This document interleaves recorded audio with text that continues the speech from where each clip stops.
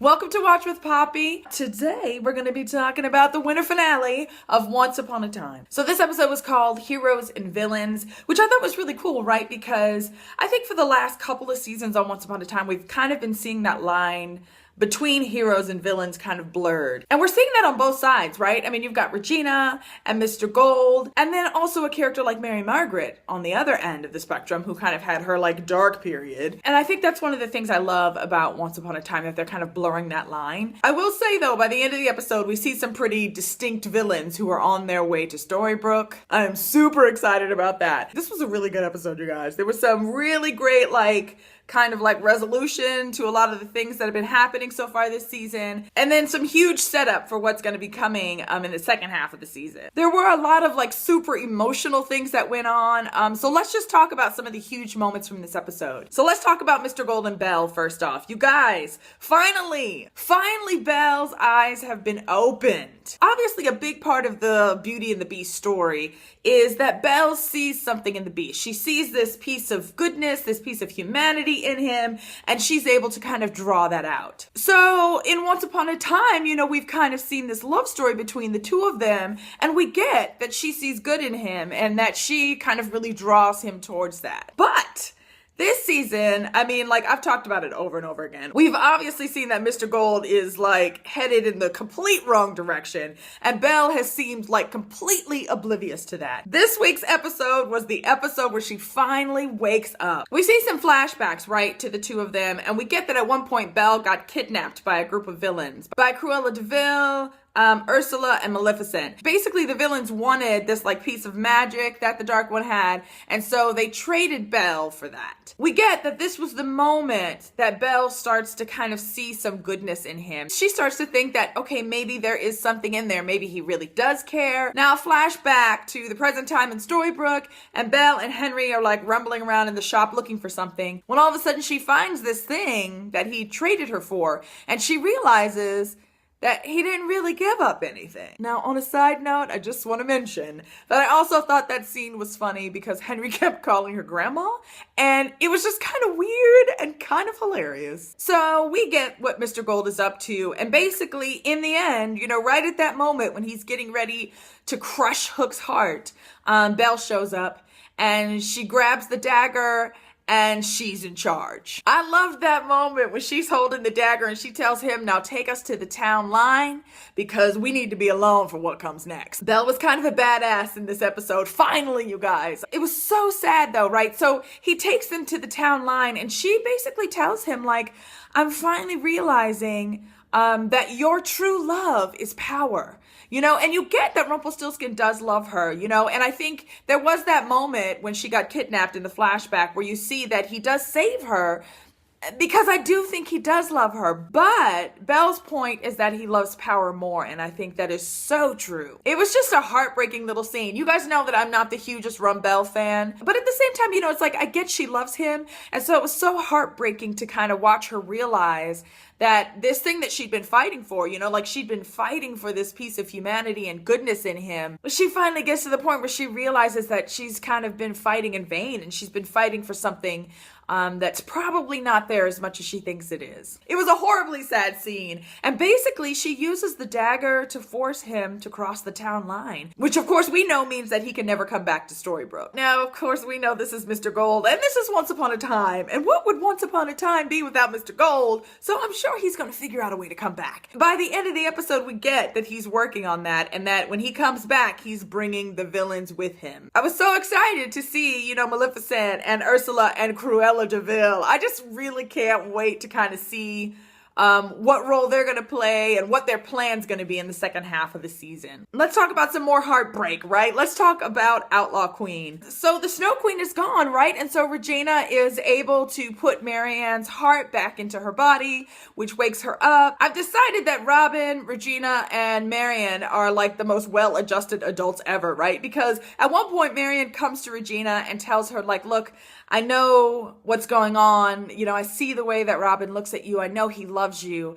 And I think that, he should get to choose. Like, I don't want him to stay with me out of obligation. And so it seems like they're going to figure out a way to do this, that Robin's going to get to be with the woman he loves. He's going to get to be with Regina, and Marion is going to be okay with that. And the kid in the middle too, right? So there's this moment when you're thinking like, yes, like Regina's going to get what she wants and it's going to be beautiful. But of course it's not going to be that easy. Turns out that there's like some remnant of the spell left. And so after they put her heart back in, Marion starts to freeze again. And so Regina tells Robin really the only way to save her is for her to cross the town line, but you can't send her alone, which means that you need to go with her. You guys, that whole scene when they're saying goodbye, standing at the town line, it was just awful, you guys. I mean, my heart was breaking, and like he grabbed her and kissed her, and it was horrible and sad. And then there's this moment, right? Like after he crosses the line where she takes that page from the book of the two of them with their happy ending, and she just rips it up